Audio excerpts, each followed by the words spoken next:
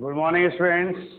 I am Rajen Chipa from Pragya academy Gangapur city. कैसे हैं आप? अच्छे हैं? तो पहले तो आप देखिए, कल अपन ने एक लास्ट में न्यूमेरिकल करा था, उसमें लास्ट में थोड़ी सी वैल्यू पुट करने में गलती कर दी। अपन ने जहाँ पर एक्स ए की वैल्यू पुट करनी थी वहाँ एक्स बी की वैल्यू पुट कर दी, तो वहाँ जो वाई ए और वाई बी की वैल्यू है वो चेंज होगी, 0.3 और 0.7 आएगी। ठीक है ना? उसको आप करेक्ट कर लीजिएगा, कोई दिक्कत आए तो बता दीजिएगा। क्लियर है? अपन ने क्या करा, एक्स ए की जगह पर एक्स बी की वैल्यू रख दी, जिससे आंसर चेंज हो गए। उनको सुधारने के लिए यहाँ पे एक्स ए की जगह पर एक्स ए मतलब 0.4 रखना है और एक्स बी की जगह पर एक्स बी की वैल्यू रखनी है। ठीक है?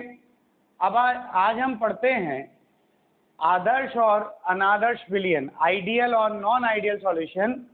अब उसमें पहला लेते हैं हम आदर्श विलयन। आदर्श विलयन का मतलब क्या होता है?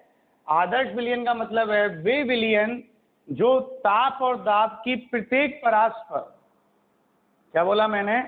वे विलयन जो ताप और दाब की प्रत्येक परास पर राउल्ट के नियम का पालन करते हैं, वो कहलाते हैं आदर्श विलयन। मतलब राउल्ट के नियम का पालन करे हर ताप और दाब पर, वो आदर्श विलयन कहलाते हैं। इनके लिए पी टोटल जो होगा वो इक्वल टू होगा P A nought plus X A P V nought into X V, मतलब राउल्ट के नियम के इक्वल होगा। तो पी ए बराबर क्या आएगा? P A nought into X A. P V बराबर क्या आएगा? पी वी बराबर आएगा P V nought into X V. Clear? अब यहाँ पे जो डेल्टा एच मिक्सचर है भाई, इसका मीन तो क्या है? इसका मीन है कि जो इन सॉल्यूशंस का वेपर प्रेशर आता है वो राउल्ट्स लॉ के वेपर प्रेशर के इक्वल आएगा। क्लियर?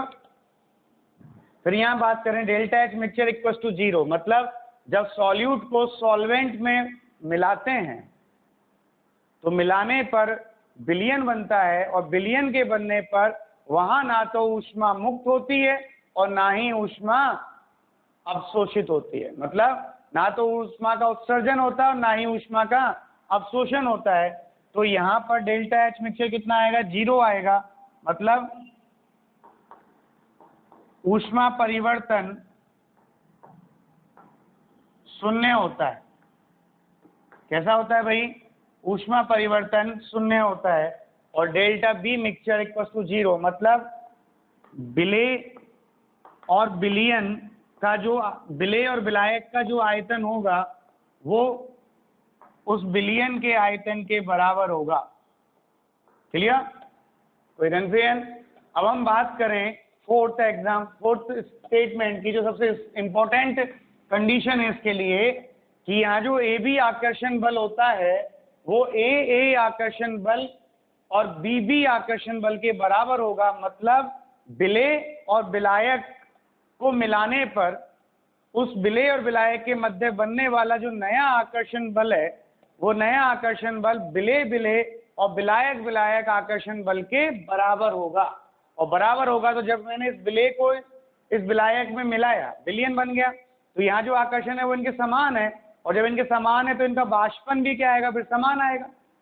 और जब वाष्पन समान आएगा तो वाष्प की मात्रा भी समान आएगी। तो वाष्प दाब जो होगा विलयन का वो राउल्ट के नियम के बराबर आएगा। क्लियर है? और बराबर आ रहा है तो इसका मतलब वो आदर्श विलयन है। कौन से विलयन है भाई?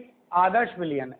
तो आदर्श विलयन में विलेय और विलायक को मिलाने पर उनके मध्य बनने वाला नया आकर्षण बल जो होता है वो विलेय और विलायक के मध्य उपस्थित आकर्षण बल के समान होता है। क्लियर? अब यहाँ उदाहरण की बात करें तो यहाँ पर जो विलेय और विलायक होगा वो दोनों लगभग एक ही प्रकृति के होंगे, एक जैसे होंगे लगभग। जैसे एन हेक्सेन और एन हेप्टेन दोनों ही एल्केन है, वो भी नॉर्मल वाले बिना ब्रांच वाले हैं ना भाई। बेंजीन और टोलुइन दोनों ही एरोमेटिक है। क्लोरोएथेन और ब्रोमोएथेन दोनों ही हेलोएथेन है। क्लोरोबेंजीन और ब्रोमोबेंजीन दोनों में बस क्लोरीन और ब्रोमीन का चेंज है। मिथेनॉल एथेनॉल दोनों ही अल्कोहल है। क्लोरोब्यूटेन और ब्रोमोब्यूटेन समान है। मतलब क्लोरोब्यूटेन और ब्रोमोब्यूटेन हेलोब्यूटेन हो गया ना भाई, केवल हेलोजन चेंज है। और CCl4 और SiCl4 एक ही वर्ग के टेट्राक्लोराइड्स हैं। तो यहाँ पर जब उदाहरण अपन को याद करने, ये याद ही करने हैं आपको डायरेक्ट ही, तो इन उदाहरणों में क्या करना है कि दोनों की प्रकृति लगभग बराबर होनी चाहिए। मतलब hexane, n hexane plus n heptane, फिर benzene plus toluene, chloroethane plus bromoethane, chlorobenzene plus bromobenzene, और मिथेनॉल प्लस इथेनॉल, और क्लोरोब्यूटेन प्लस ब्रोमोब्यूटेन, और CCl4 प्लस SiCl4। अब हम यहाँ पर इनके ग्राफ की बात करें कि ग्राफ कैसा आएगा वो देखिएगा। तो जो ग्राफ आता है, जब यहाँ पर ये बराबर है तो राउल्ट के नियम के जैसा ही ग्राफ आएगा। तो जो ग्राफ था यहाँ पर राउल्ट के नियम जैसे ही बना दें आदर्श विलयन का ग्राफ, कैसा आएगा? यहाँ ले लिया आपने वाष्प दाब, और यहाँ पे आपने ले लिया मोल अंश XB, क्लियर? और यहाँ पे आपने लेंगे तो ये ग्राफ ये आया था, ये PA नॉट था, ये PB नॉट था, और फिर यहाँ पर ये 0 पर, और ये 0 से लेके और PB नॉट था।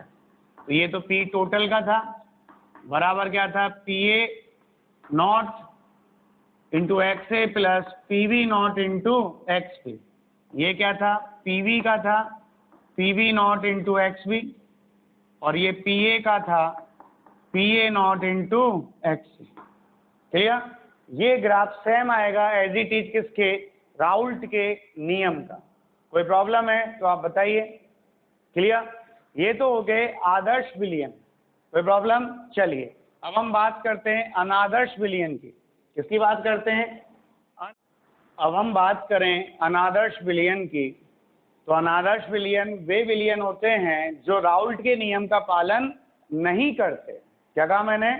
अनादर्श विलयन वे विलयन होते हैं जो राउल्ट के नियम का पालन नहीं करते। मतलब इन विलयनों का जो कुल दाब आएगा वो राउल्ट के वाष्प दाब के बराबर नहीं आएगा। क्लियर है?